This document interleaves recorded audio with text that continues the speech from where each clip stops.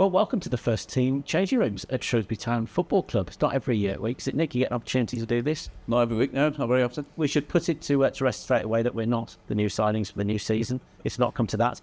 But Nick, you've got your different various hats that you wear. Shrewsbury Town Football Club is an important part of your life, isn't it? Absolutely, yeah. So as a fan, man and boy, an old man and boy, we very much still come on match days and enjoy the Sovereign Lounge, and the guy's going to talk to you about these opportunities to come and join us.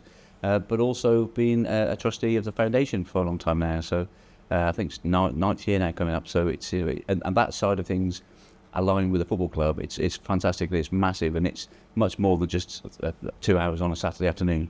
I had the pleasure of hosting the foundation's dinner the last 2 or 3 years. But for people that don't know specifically what the foundation is for, just explain it. Well, it's the club's side of it. It's a charity aligned to the club, but it's separated. We've got separate trustees, we've got a chair of trustees, we've got our own mission and goals. And we really try to bring health and enjoyment to the local community at whatever stage people are at. So if they're 3 years old to 93 years old, there's normally a programme that they can get involved with. And the amount of things that go on up and down the county, really, any time of day and night, generally, there's something to get involved with. So have a look at the website, and hopefully that'll be shared. But it is an amazing project, and they say you come and host very well the gala dinners every year, and some of the stories and the impact that they actually have on local people like you and me, it's amazing. That's what makes it worthwhile, isn't it? Yeah. But talking about activity and exercise, this time last month on the show, Chris went and joined you at the top of Lith Hill, where you were training for a pretty impressive expedition. You're still in one piece, you're still smiling. Yeah. How did it go? Yeah, thank you. Yeah, no, it was amazing, absolutely amazing. So there were 37 of us on the one coach. We were doing the 3 peaks. We drove on the Friday up to Fort William and then had a briefing that told us if we were too slow, we would be pulled off the mountain the next morning. So it was just when you don't need any more pressure. Absolutely, yeah, and that's when it all came home. We were against the clock a little, but also it's about getting up and doing it safely, raising good money. Ben Nevis first. Yeah. So Ben Nevis was 6 a.m. on Saturday morning, up and down, about 5 and a bit hours.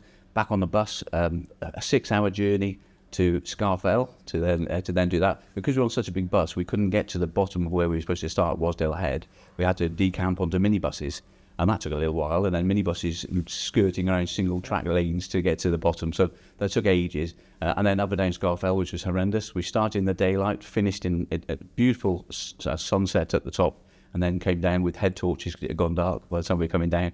And that was absolutely amazing. Horrendous, but amazing. And then onto the last one, so Snowdon. Pig track up, and then Clanberry's path down, and about 27 hours altogether, most of it travelling, and about 14 hours a bit walking, but it was serious, passionate. Nick, that you met previously on the show, with motor neuron disease, he actually did the challenge himself. He was one of the faster walkers. The way it's affected him at the moment is speaking, and his actual swallowing mechanism isn't great.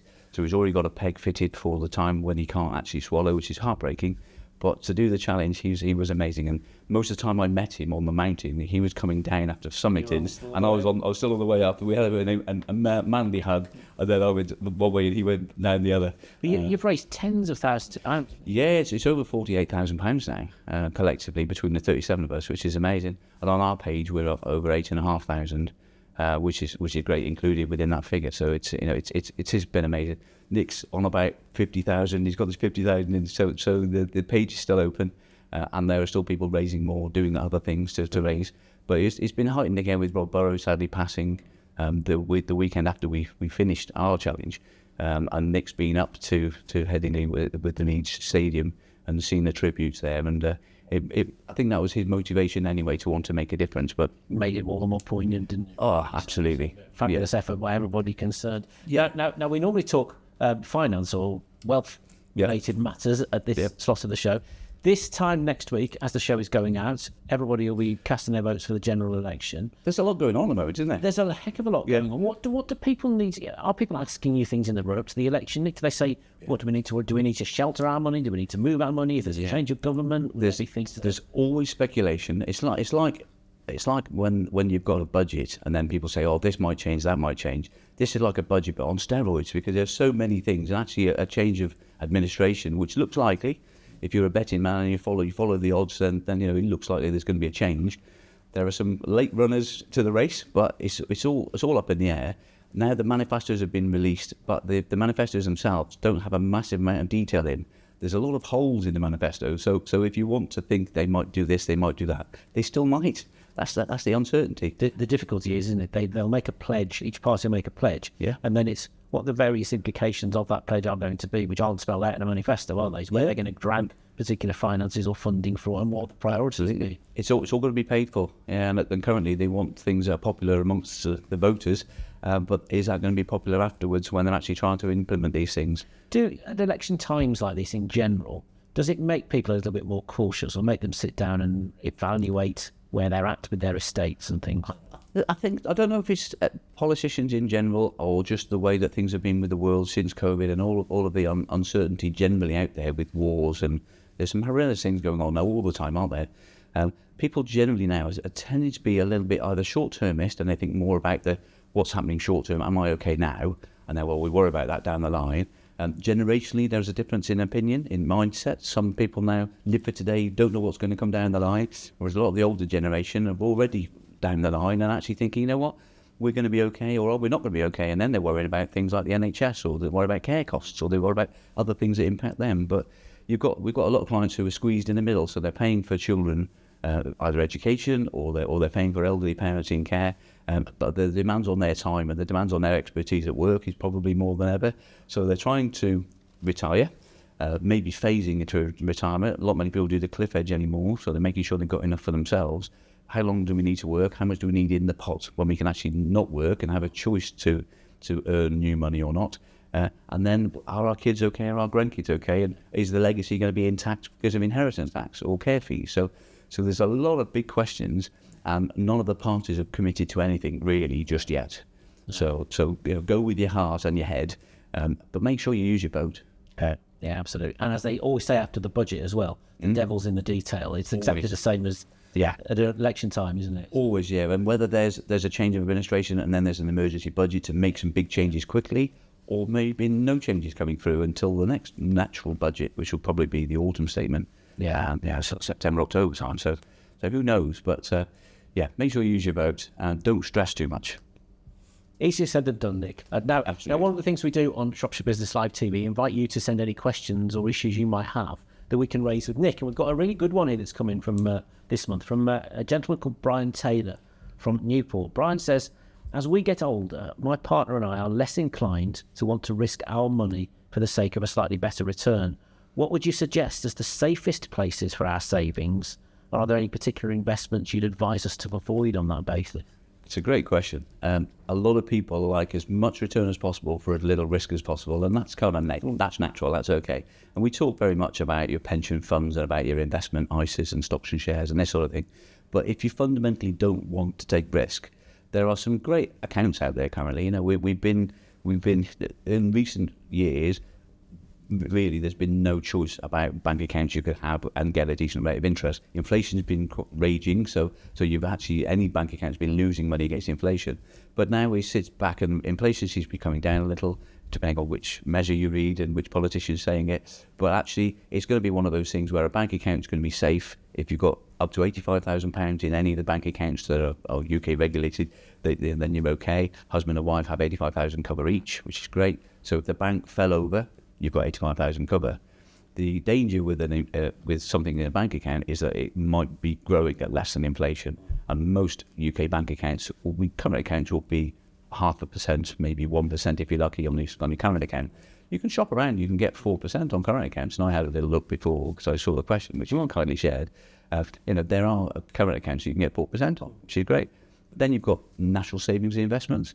So on the NS&I website, which is just nsandi.com, you've got premium bonds, which are backed by the government. Everything on NS&I is backed by the government. You've got premium bonds where you're paying in a certain amount of money. There's a notional interest rate of 4.4% because there's a draw. And you that's earning, isn't it? Earning, that's exactly it. Yeah. So there's still the big prize that you might get. And if you don't, then it's supposed to average out to about 4.4%. Then you've got other things. In the one we talk about budgets. In the one budget, they announced the British saving bonds, and they're now available. So they're on NS&I, and there's an income version or a growth version. and they're again backed by the UK government, and they're over 4% for both. You've got a 1-year version or a 3-year version, and funnily enough, the 3-year version is it's a lower interest rate than the 1-year version, which kind of leads you to think that interest rates on these kind of things will be coming down. Will be coming down for a few months. Yeah, so if you're happy to get almost 4%, then book it in for 3 years. You then got no access to your money unless sadly something happens to you, but it's there, it's locked away, but you're guaranteed the return from the government. So there are options. I mean, I'm suspecting, I don't know, but suspecting from Brian's question, they may be towards the end of their working career rather than earlier on, and that they've maybe had some money invested in markets or in stocks and share related things where it can fluctuate, and they're thinking, do we take some of that out and go for something? It could be, and this is where personal advice comes in, because we try and assume the age that they may be and whereabouts on the glide path to retirement, or if they're already retired, as what does that look like? But also, are they actually do they have other assets that are invested? So is this just a portion? This is where good advice comes in. So we would always say have a portion which isn't at any risk. Banks say about inflation, but if you've got cash availability, then you can get it for a rainy day. You need to do something with the car or the boiler or something around the house. You don't need to cash in an investment. You've actually got the cash, which is great. Then that's a good way to structure things, but have some which is working a bit harder. But if they're talking about not being happy with taking any risk, that's fine. It's a personal thing, but they will potentially lose out against inflation. So they need to take a little bit of risk with some of it, maybe, as long as it doesn't keep them awake at night. Because that would be absolutely the wrong thing to do. Have a fantastic portfolio that works for me, but then they're too worried. And then, if you're not sleeping, it's the wrong thing. Well, it's not working for you, is it? Absolutely. You've got to enjoy your life and everything. It's all about balance. You said right at the start, not going on in the world at the moment. The one thing you don't want to do is add a bit of extra stress on if you can avoid it. Yeah, really, so. and avoiding stress is you talk about things not to invest in. So you've got unregulated investments at the moment. There's still lots of scams about. However authorised and regulated the good guys are, then there's still a lot of things out there that you can be persuaded into.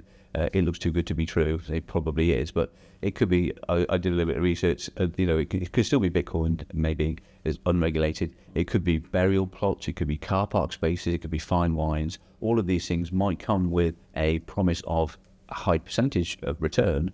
Massive risk that you might not even get your money back.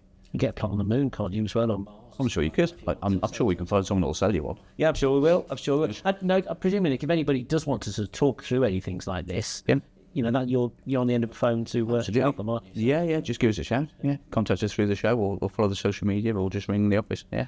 Excellent. Well, I'll leave you to go and get your kit on ready for training, then, shall I? Thank you. Yeah, I'm looking forward to it. Yeah, I need a bit of pre-season to get ready. Let's say. Not as much as I'd need. Let's put it that way. Great to see you, Nick. Yeah, thanks a lot. Thank you.